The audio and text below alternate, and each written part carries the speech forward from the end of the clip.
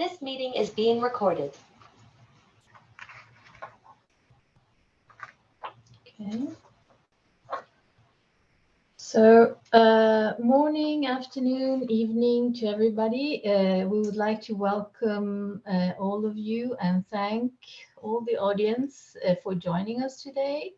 In a few minutes, we will start the session, but before beginning, we would like to invite you to watch a video, a WSIS Forum 2022 video that will be played by the WSIS team while we wait for the participants to register and join, etc. So, WSIS team, please.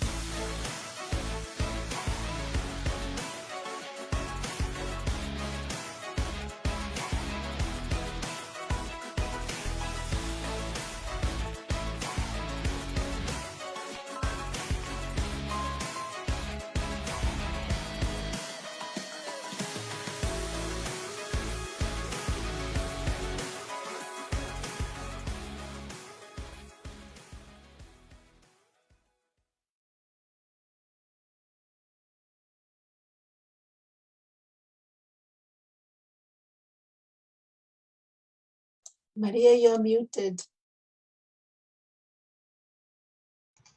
Sorry.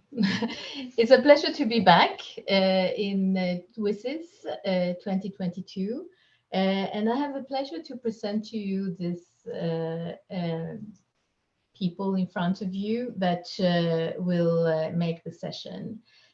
First of all, Sukti Dasgupta, who is the Chief of Employment, Labor Market and Youth branch in the International Labour Organization, who would do an introduction to this session. Then we have Lorraine Charles, who is a researcher in Cambridge and a social entrepreneur, and Chuting Xia, who is a research affiliate from Cambridge. We also have with us Juan Chacaltana, who is our senior economist in the ILO. So I will now hand over to Sukti, and before giving the word to the continuation of the team. Please, Sukti. Thank you very much, Maria, and a warm welcome to this session on digitalization and employment of the World Summit of the Information Society. It's my great pleasure to do the opening remarks. Now, every year during the WSIS Forum, the ILO does organize a session on digitalization of the labor markets to basically discuss with the relevant stakeholders, other international organizations and experts, what kind of policies would be needed to guide the enormous transitions that are taking place in the labor market because of digitalization. And we also know that these effects are not uniform. They affect countries, sectors, population groups differently, in particular women, youth, disabled workers, low-skilled workers, they will be affected in different ways. And the discussion today will really focus on that, and we are all really looking forward to it. But before I hand over to the presenters, I would also like to highlight that these extremely rapid as well as profound transformations that we are witnessing is extremely important from the perspective of how labor markets are being organized and for what we call in the ILO the formality and the informality of labor markets. In fact, our research, and you will hear of it from Juan Chacaltana as well, shows that while digitalization can promote formality through what we call e-formality, it can also make hitherto formal segments informal. So there has to be a very strong policy focus, a regulatory environment, universal social protection, but also the jobs available and the opportunities available to different cohorts of the labor market have to grow if we have to really benefit from this trend. And these new inequalities that are emerging, particularly sex and age related, but also skill related, will be a key policy issue going forward. And it's important to operationalize policies that promote access to the necessary infrastructure, the necessary skills. The discussion on skills will be very important, but also connectivity. And in this context, let me also mention the importance of fundamental principles and rights from the ILO perspective, as well as the right to disconnect and data protection. All these are going to be critical and has to be based on social dialogue. Now, the ILO Centenary Declaration, which was adopted by our member states and constituents in 2019, advocated for what we call a human-centered approach to the digital economy, which focuses on investing in people and jobs to bridge the digital divide, to strengthen capacities of workers from different cohorts to benefit from the opportunities in the context of this changing world of work, to ensure equal opportunities, equal treatment, and also to protect the rights, fundamental rights at work. And for the ILO and for our constituents, that is the member states, the workers and the employers associations who adopted this declaration, these really remain the guiding principles in the quest for social justice and an increasingly digitalized world. So I really look forward to the presentation today and wish you all a very productive session. And thank you, and back to you, Maria. Thank you, Sukti. So welcome again to this session on employment and digitalization that is part of the WSIS Forum action line on e-employment. We will organize the session as follows. Lorraine and Chuting will make a presentation of a forthcoming publication that views how the labor market is evolving in the context of digitalization and what groups are being affected, etc. Then we're going to pass over to Juan Chacaltana, who will look at it more at on the policy angle of things, and will also connect, obviously, to what Lorraine and Chuting has to say. We will also leave a space for you, for the participants and all the panelists to ask questions in the chat, or if you want to raise your hand, that is also possible, and then I can unmute you. But if you want to, you can use the chat and we will read out your questions. So without further ado, Lorraine and Chuting, please go ahead. Thanks, Maria. I'm really excited to be here today. And thanks, Sukti, for your opening remarks. And I'm glad you sort of began talking about how the world of how the world of work is changing, and about job quality and about access and policies. And this is sort of where we begin. So we're going to begin talking about a Venezuelan lady called Fuentes living in Colombia. She uses the data labeling platform called Appen to work for a giant AI company. Basically, her work is to manually tag videos, sort photos, and transcribe audio online. While living in Colombia, she's part of a global AI development pipeline doing digital jobs remotely, one of many millions of workers working like this. She's a typical example of in today's world of work, which is characterized by increased connectivity. And this has led to a rapid digitalization of the economy. Right. And this is a very interesting example because talking about digital economy and digital employment, it is very difficult to provide a generally agreed definition because digitalization has penetrated almost all sectors. And the digital economy can be narrowly defined as online platforms and activities that own their existence to such platforms. But in a broader sense, all activities that use digitized data can be regarded as part of the digital economy. And the whole idea of the digital economy is not easy to conceptualize. So broadly speaking, it incorporates all economic activity reliant on or significantly enhanced by digital inputs, including digital technologies, digital infrastructure, digital services, and data. So likewise, digitalization of the labor market is broad and ranges from some digital software into existing jobs or the creation of brand new jobs. Right. Sorry, go ahead. Yeah, and the regional features about digital labor also worth mentioning. And like with Fuentes, the Venezuelan lady in Colombia, digital work of the global digital labor platforms is all sourced from the global north and undertaken by people from the global south. And our research indicates that the work is largely outsourced from Australia, Canada, Germany, New Zealand, the UK, Northern Ireland, and the US, and performed by workers from developing countries such as India, Bangladesh, Philippines. And there has been a widening gap between regions in terms of the digital employment landscape. For instance, digitalization is relatively low in Asian countries such as India, Laos, and Myanmar.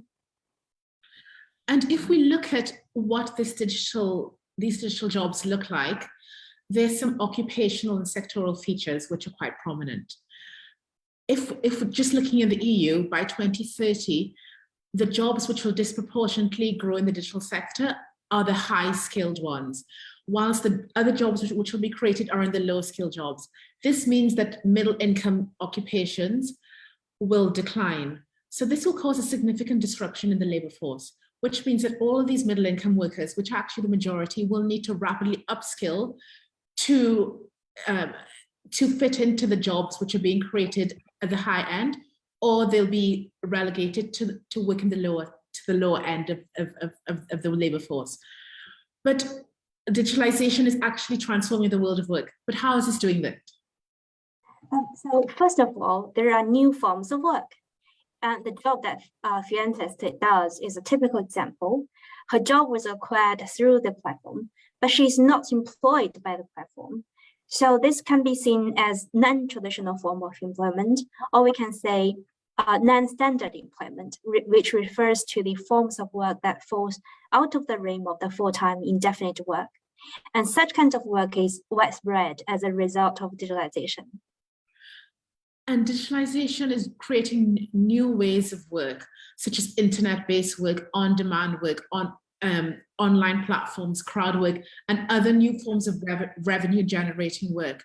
Today, there are jobs that exist now, which we never knew 10 years ago, 20 years ago.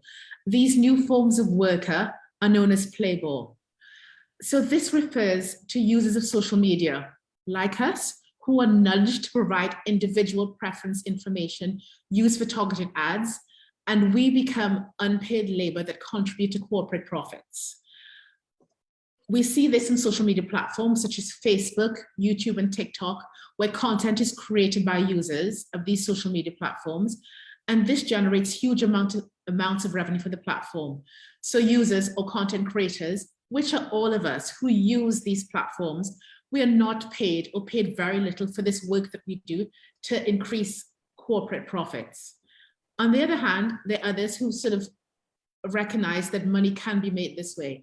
Content creators or influencers, they've learned how to navigate the space and to earn money by creating content, and through subscribers and views of the videos, they generate an income. In parallel to this, there are other ways that people have been earning money through the internet. The advent of COVID has seen a lot of these live streaming services become quite prominent. The Korean service called mukbang, where the host eats while interacting with the viewer. Sounds strange, but it's the tech equivalent to what we know in Covent Garden, where people do, they sing, they do music.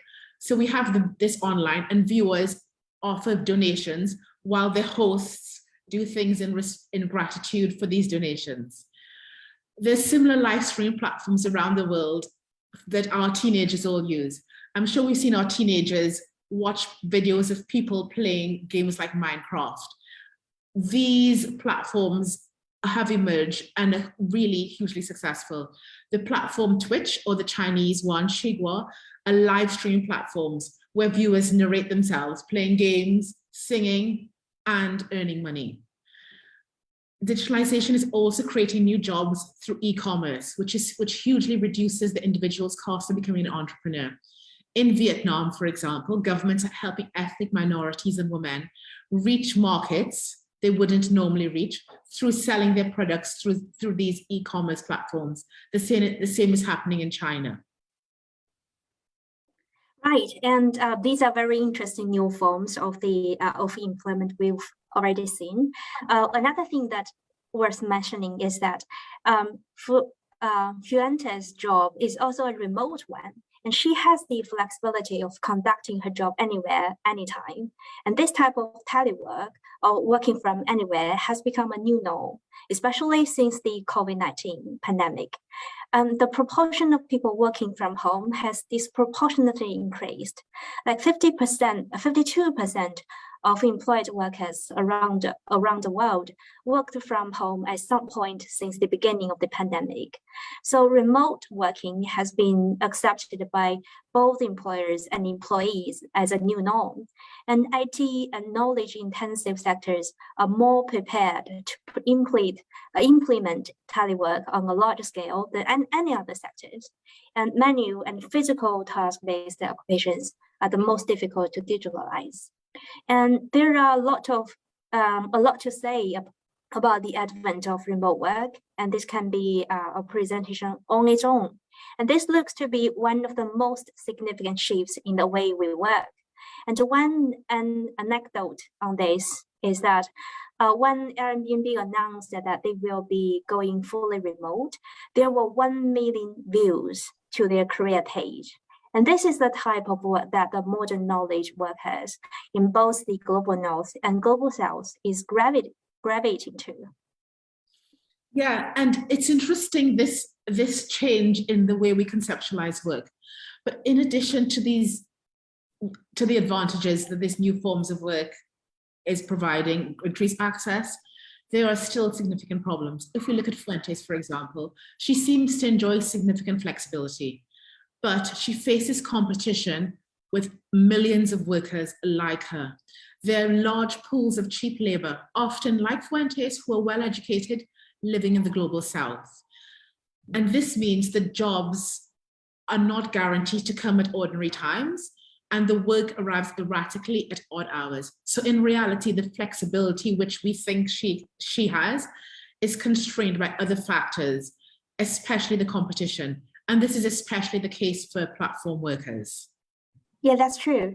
And the rise of digital work means that labor is brought out of the bound of locations. So since some digital work can be done from anywhere at any time, workers are competing globally and they have little bargaining power. And employers can easily expand the pool of potential workers and close contracts at no cost. And many of the newly created jobs during the process of digitalization are irregular or low-paid ones. And we only need to think of Uber, Deliveroo, and the AI industry, which Fuentes is part of. The quality of work has raised some important considerations. Like some of these workers in developing countries are working under precarious conditions and suffer from uncertain work arrangements and insecurity. So this is also the case that repetitive and low-end tasks are performed by highly educated workers in developing countries. And this is the case with Fuentes. The platform that she works on sometimes hosts misleading tasks, which seem illogical and impossible to complete, and payments are often unreliable. Sometimes she spends hours working on tasks to find she only receives a fraction of the amount that was listed on the job.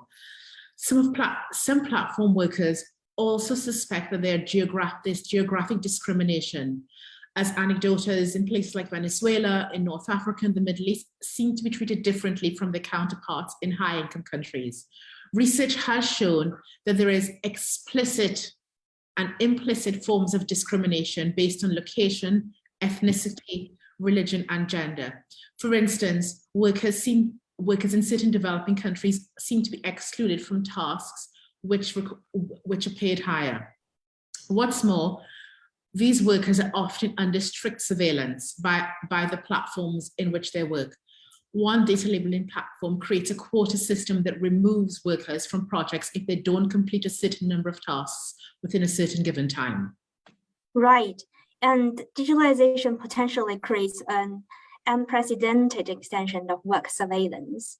Algorithmic systems are being used across the economy to control fundamental aspects of work, and the control over task allocation, performance supervision, and productivity assessment through algorithm has been increasingly used not only by digital labor platforms. For instance, employees' mood or fatigue at the workplace can be easily identified through AI-powered sentiment analysis of voice or facial expressions. Digitalization has also blurred the meaning of what employment is and the concept of the workplace. No more do we conceive the workplace as somewhere that we leave our home to go to. It's blurring the lines of what it means to be an employee, what it means to work for an organization, what it means to report to a manager.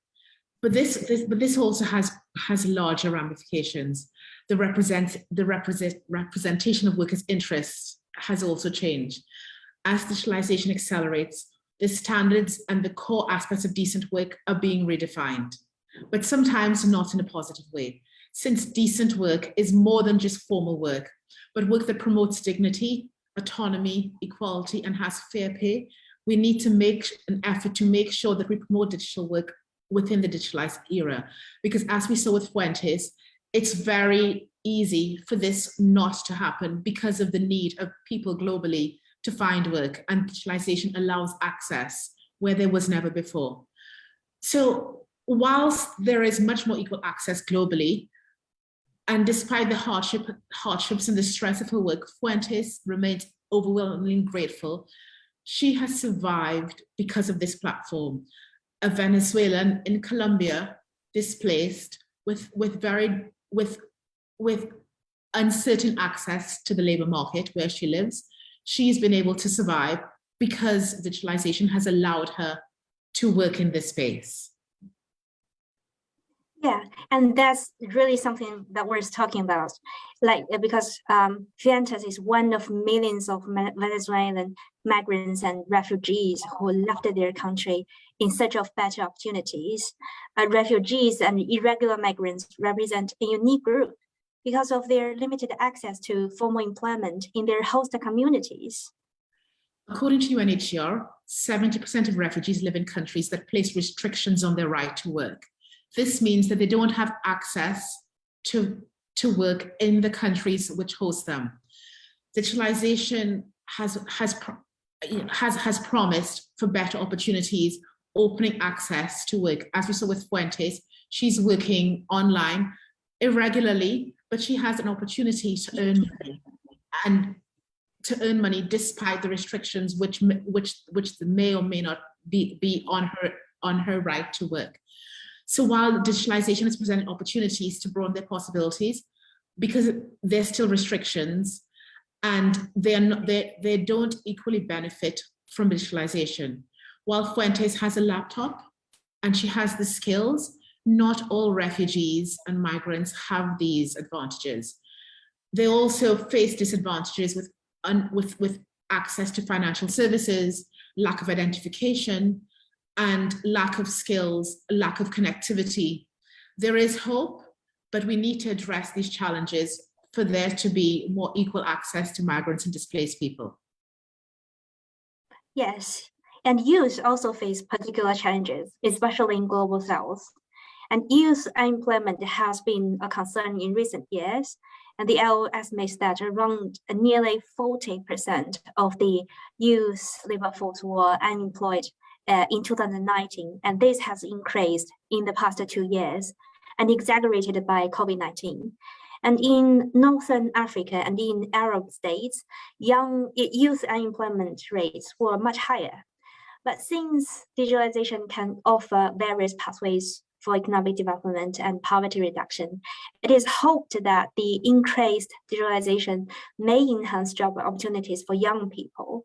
Like skilled youth, especially in countries such as those in MENA where youth unemployment rates are high, may access gig opportunities across the world through digital platforms, while unskilled young people may earn a living through some sharing economy platforms, such as sharing app Kareem. But the reality is that most young people in these countries find it difficult to compete with their counterparts globally because of traditional laws, bureaucratic controls, and lack of access to necessary digital skills. It seems contradictory that we say that youth lack digital skills. We have this perception that youth are digital natives, yet the majority do not possess adequate skills relevant for the job market. This is because in most countries, education systems are failing our youth. They do not adequately provide youth the skills to work in the digital economy. School curriculum do not include digital literacy training, even in many countries in the global north, and there's still considerable differences in students' digital skills. This makes it difficult for young people, especially those from socioeconomically disadvantaged backgrounds, to gain the skills and engage productively in the digital economy. Yes, and the lack of digital connectivity is a critical barrier to acquire the digital skills that young people need. Like 63% of youth did not have access to internet connection at home during the COVID-19 pandemic. And access to the internet differs significantly based on country. About 87% of children and young people can access the internet at home in high-income countries, but the figure was only 6% for low-income countries. And besides youth, gender inequality is also an important issue in the digital economy. Like both men and women could face equal job displacement and potential gains due to digitalization. But there are like 40 to 160 million women globally will need to transfer to new jobs by 2030, often to higher skilled ones. But if they cannot make the move, they will be very likely to leave the labor market, making the gender inequality worse. Women are underrepresented in sectors that require high digital skills. There's severe underrepresentation of women in sectors that require disruptive technical skills. Women are underrepresented in the ICT sector, and the reason is that both access have unequal access to skills. Basically, women are underrepresented in STEM, in higher education, in most parts of the world. Yes, in addition to this, new business models in digital economy have been demonstrated to perpetuate gender bias. Like Amazon's recruiting engine was found to downgrade women when reviewing job applicants' resumes. And the fact that most algorithms are written by men because they are more represented in the sector has led to this bias against the women. Since technology reflects the values of its developers, enabling women to become digital creators and work at frontiers of technology will help prevent bias and make the digital space more accommodating to both sexes. Yeah, so we've sort of talked about a lot about the problems that the digital economy has presented. But we think most important, most significant are these blurred employment relationships, and these cause many problems. Digital workers And this includes people working on location-based platforms, online platforms, those working freelance, those working in long-term contracts, who work for employers that are not in their country of residence. This is where the problems occur. These are often misclassified by the employers as contractors, even though their working arrangement resembles that of an employee. And this misclassification means that they don't receive the benefits that they should. They don't receive the protections that they're entitled to. Minimum wages are questionable. Their working hours aren't covered by regular employee-employer relationships. They don't have medical cover and social protection, and social protections don't exist. Employment arbitration is also complicated if an employer and employee live in different jurisdictions. In these cases, it's very unclear how national employment laws cover people like this. Yeah, and related to this is the workers' right. The new forms of work require self-organization and active commitment on the part of employees to solving problems. But management and organizational structure remain largely top-down, and employees hardly have any say because they are dispersed around the world. So little effort at the regulatory level has been devoted to empowering digital workers through collective bargaining. So we've seen digitalization has huge potential. It has changed the way we live.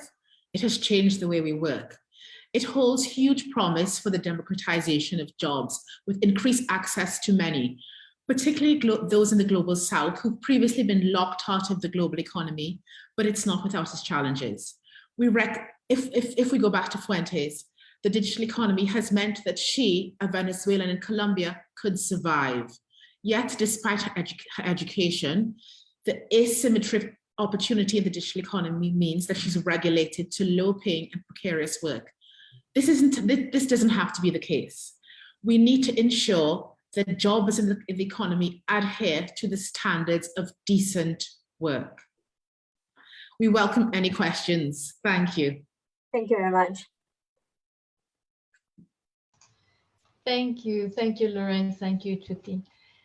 So we have one question in the chat that I thought you could address before we move forward. But let me just thank you for using the examples to illustrate the situation. That was very well done, and I think the messages were very well passed. Also, there was a question about the report, and I wanted to say that there is a forthcoming report that we will invite you to have a look at once it comes out, and it will be present in our webpage in the ILO's page.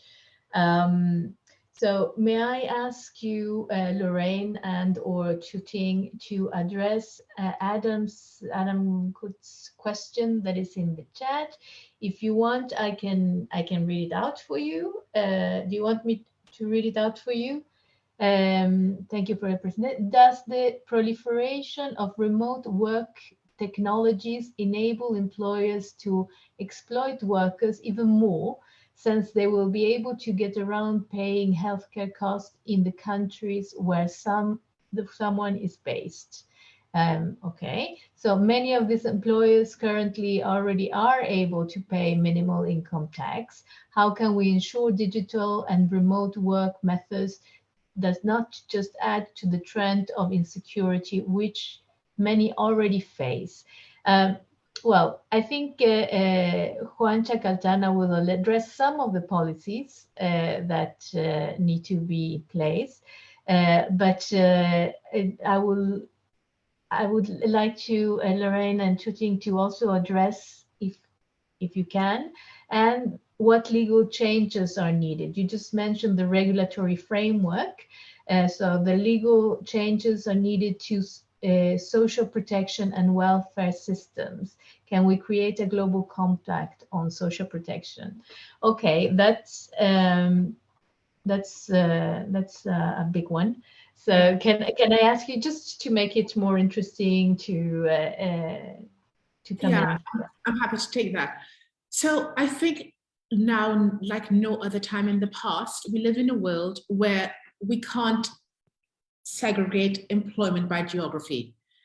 So the rules that exist in the past, a country, someone lives in Spain, they work for a Spanish employer, this no longer exists. So we're getting to the stage where where companies, companies have been transnational for ages, but now companies are transnational in the sense that they are located in one place and only one location, but have employees or staff, contractors, however they call it, throughout the world. So what it means is the laws that we exist, which employment is based on, are no longer fit for purpose. Digitalization has meant that laws, whether it's national laws, and I mean, we don't have global governance, so it's very difficult for us to, to conceptualize what it would mean for global governance to dictate the employer-employee relationship.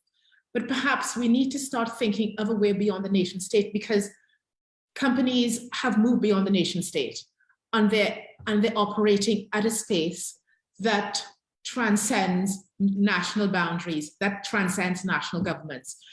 So the only way for us to ensure protection, and employers will take advantage of it when they can. They want the best talent.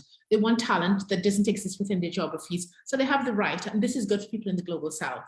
But how can we create a system, and this perhaps to the ILO, how can we create a global system that can allow companies to get the talent they need? Because this benefits companies, but it also benefits people in the global south who are locked out of these jobs in the north.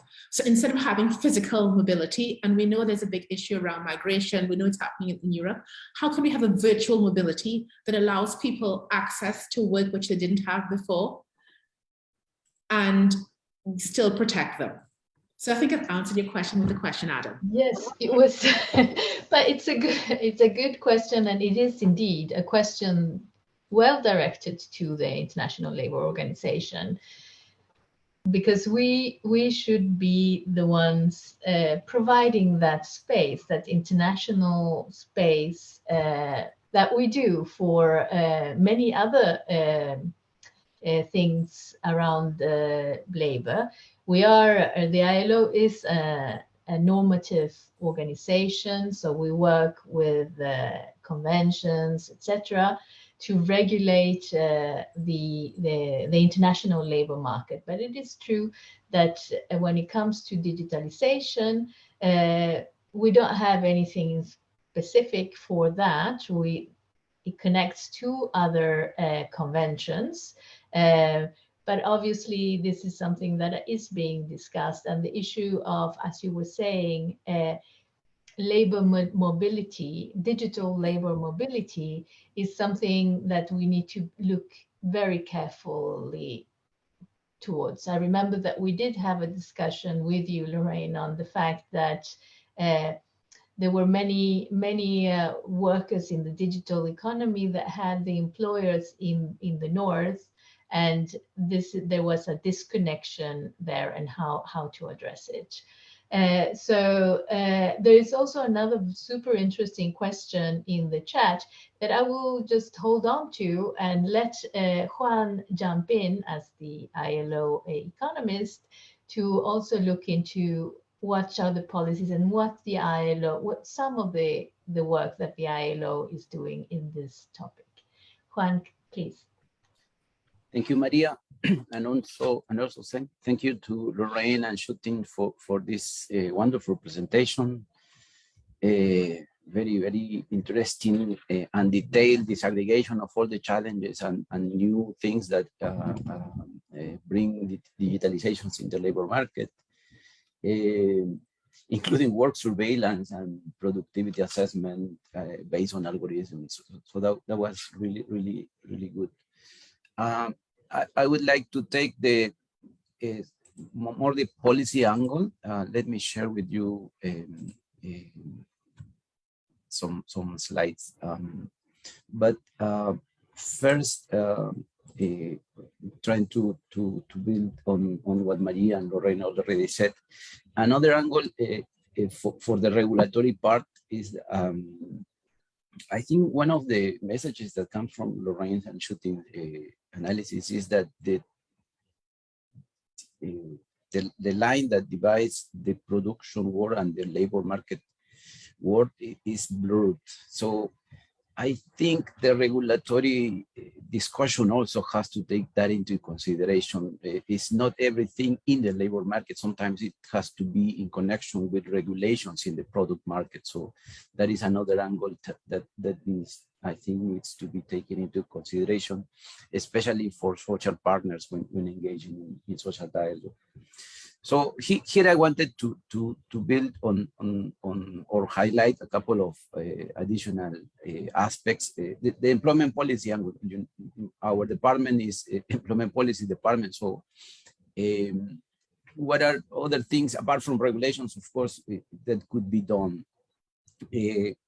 And the first idea was, okay, so what does the government can do? And the government can also go digital. And yes, we have, like, for 20 years, this index of e-government produced by UNDESA. And what we see is that, for example, if we take internet use as a proxy of digitalization, this was increasing very fast, and e-government was not increasing as fast until 2015. But in the last 5 years or 7 years, we have seen a catching up of e-government, especially during COVID. Many governments have started to think more systematically about this, and then e-government, the speed of improvements in e-government has improved. So just to give two ideas and things that we are working on, for example, in the world of the public employment services, that is one aspect, for example, that is very related to the employment policies.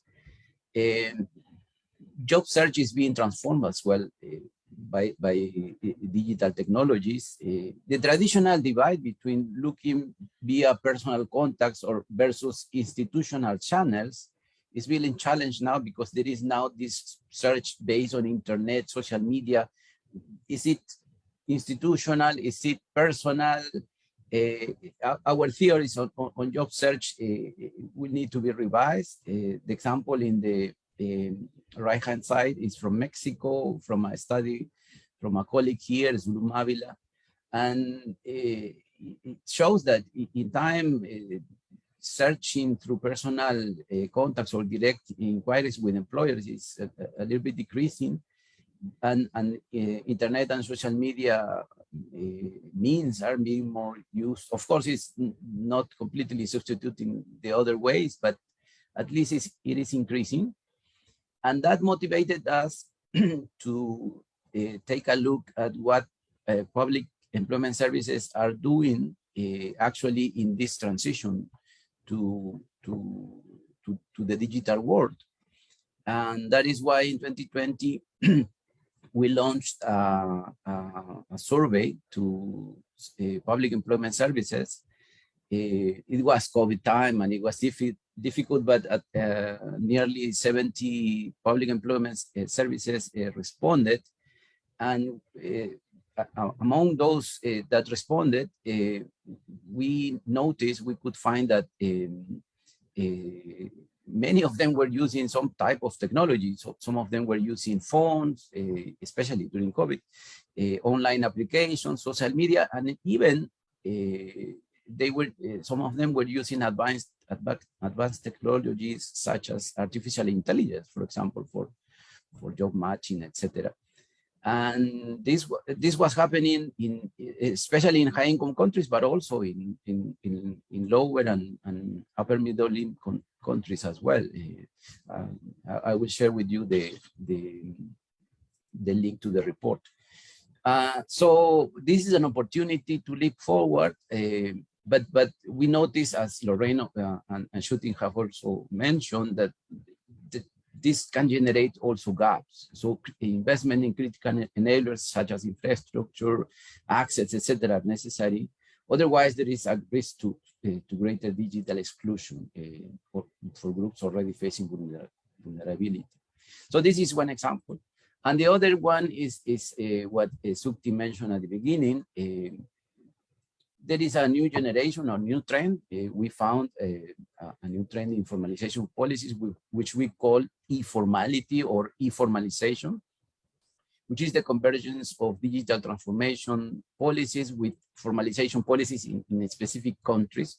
So we have digital inspector in Argentina, we have electronic payrolls, we have virtual one-stop shops, etc. So increasingly, we are seeing this in some countries. So we thought this was an opportunity to relaunch the transition to formality agenda, as it facilitates the implementation of traditional pathways, the working on productivity, regulations, incentives, enforcement, etc. So far, the work there has been mostly focused on registration of transactions, businesses, and workers. That is actually a progress from what we had before, because it allows to take a look at several dimensions of the concept of informality at the same time. But there are still challenges, of course. We need to move from registration to good jobs. Formality is not about just registering workers or firms. We need to build good jobs. It's about inclusion. There are challenges related to regulation of privacy, personal data protection, cybersecurity, etc. Training staff in the public sectors, discuss the sustainability of policies, and especially social dialogue for all these challenges that are there. So, and these are just two examples. Of course, there are other areas in which there are been transformations, for example, in skills, etc. But I don't have more time to talk about that. So that's it. Thank you, Maria. Thank you, Juan, for that. Maybe you can stop sharing your screen. Yeah, that's great. Thanks. Well, thank you for making the link to what the ILO is working on and policies, etc. Now, I would like to address Lynn Tiesmeyer's question, if that's okay with you, Lorraine, as she's posing it directly to you. It's on displaced people in camps, and I know you, Lorraine, have a lot of experience in that. So she's asking, specifically in South and Southeast Asia, where there's a rapidly increase in numbers of displaced, so people in displacement, but though they may have mobile phones and some have laptops donated by outsiders, they often do not have electricity. So yes, infrastructure is one of the factors that has to be. There are many factors. I think we mentioned it is not only connectivity, it is infrastructure, it is equipment, but also skills, as Lorraine was saying. And I think it might be good to discuss how to partner with organizations, business and humanitarian, to provide the readiness for digital communications and work. What are your views? So Lorraine, please. Yeah. Thanks, Lynn, for this question. The digital economy has been very provocative for people working in the refugee space. Initially, it seemed like the silver bullet. It's a great way for displaced people to work. Often, especially in Southeast Asia, in the Middle East, refugees have limited access to local work. The laws, they aren't legally allowed to work. So the digital economy is a way to sort of take advantage of these gray areas. Yet, and I know the ILO, is uncomfortable with this, but this is the reality. If they don't have local access to work, the digital economy can provide a way for them to earn money with going around the local laws. But just as you say, they often lack the skills. there are lots of organizations working to address this. The problem is the skills which are required to work in the digital economy are, the bar is high. The job that in our example Fuentes used, that actually is a low skill job. But the fact is there are lots of people like her with high skills who are doing these jobs, which means that the bar is increased because there are people with high skills in the global south who are doing these jobs. So, I mean, it's, you know, it seems simple to say education is the answer, but education is the answer. That's the only way that we can give people the skills to navigate this space. It takes a long time. It's not going to come overnight. But there needs to be investment. I'm not sure if there is still enough buy-in to recognize just the value and the power of the digital economy for displaced people. It's not a silver bullet, but it can make a massive difference. Just looking at sub-Saharan Africa, 230 million jobs by 2030 will require digital skills. There's lots of room for people, displaced people, host communities, to fit into this space, but we just don't have people with the skills to access these jobs. And in a way, education systems are still traditional. They're still doing what they did 50 years ago, 100 years ago, while the world has moved on. So we have to really reconceptualize how people are educated, how refugees are educated, so that they can have access to these space. And there needs to be investment, and not the short-term investment that often donors do. They think that we have a project for 1 year and expect to see results. Training in digital skills is a long-term investment. You have to be in it for the long run. So we have to sort of maybe train donors to recognize that just as when they consider K-12 education investment in the long term for job readiness, for workplace readiness, it's a long run. It's not something that can happen over 6 months, over a year. It takes continuous training for people to continually upskill to access the better jobs. There's a lot more I can say, but I would end there. Thank you, Lorraine. I think you answered quite well, I must say. Well, Lynn came back with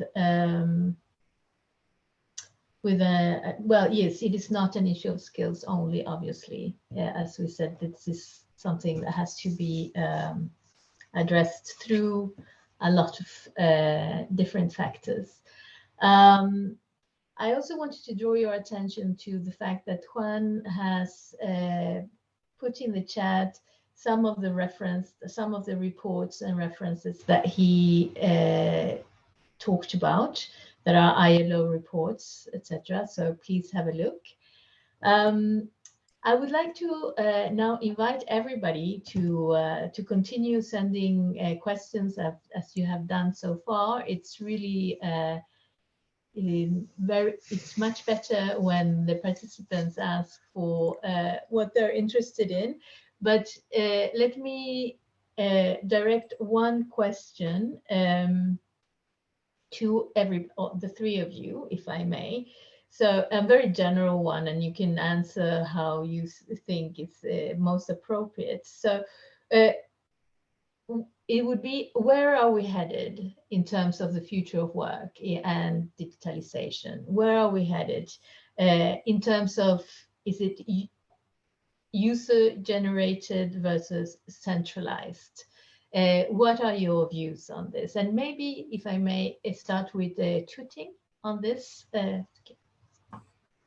Yeah, we've talked about many new forms of employment brought by digitalization, and there's a clear trend that we've observed is that we are moving towards a more decentralized direction of the current world of employment. So we think that from what we've read and what we've researched, the world of work is more decentralized instead of centralized, and the workers are now dispersing everywhere in the world, and they can work anytime, and the work are dispersed as well, and they can part of the work can be taken by people in this region of the country, and they can be outsourced to another region of the country. So we can see that, yeah, and it's a transition of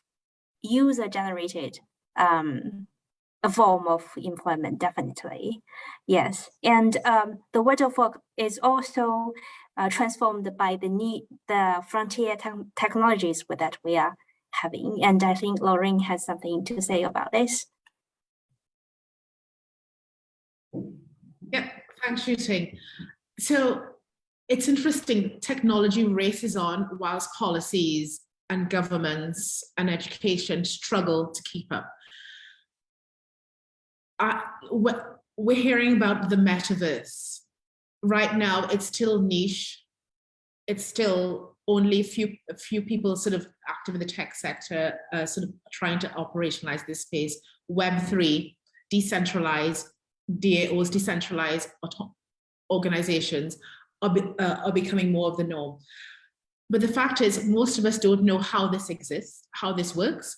We don't know how to engage in this space.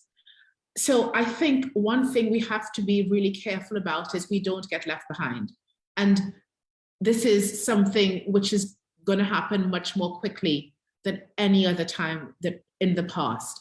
Things are moving so quickly. Even if we think about our life before 2019 and now, in just 2 years, think of how the way we work has changed. Not everyone, some of us were working this way for a long time, but think of how the way we work has changed in the last 2 years. And it's going to increase, it's going to change much more rapidly. So as Shuting said, the world of work is becoming more user-generated, more decentralized. And I really think this is an opportunity for us to take advantage of, I don't want to say deconstruct the status quo, this sort of Web 2 where technology was sort of imposed on us, the whole Facebook, Twitter, that was created by others for us to use, but now we're the ones that are creating the new reality. And I feel this is really important for us to make sure that we don't get left behind, because we will get left behind if we don't figure out how to take advantage of the space, but also how to regulate the space and make it safe and safe for everyone, and ensure decent work for everyone within this space. Thank you, Lorraine, for that very UN ILO statement. Perfect.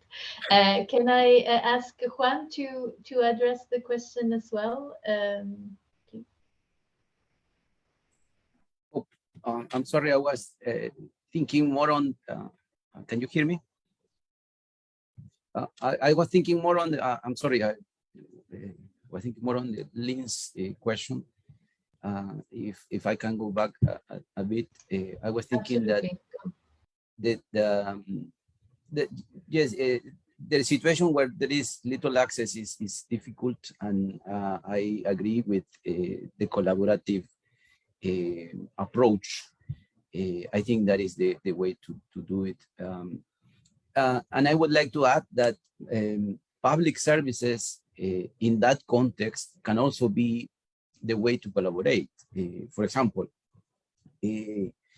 public employment services could help if they have access to digital, and not necessarily all the community, but at least the public employment service has access to internet, etc., or electricity, then they can provide some access to the digital search, which is happening in several parts of the labor market. But of course, there are increased challenges when there is no electricity or even access. So I can understand.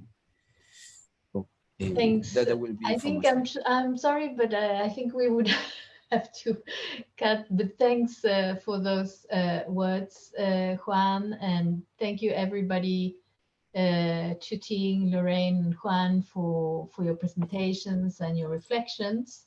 I wanted to make sure that we keep the hour And we have put in the chat that we are available to continue to discuss and to chat with you and to get your views that are extremely important to us in our work. So handing now over to the WSIS team, and thank you very much for your active participation in this session. Thank you. Thank you.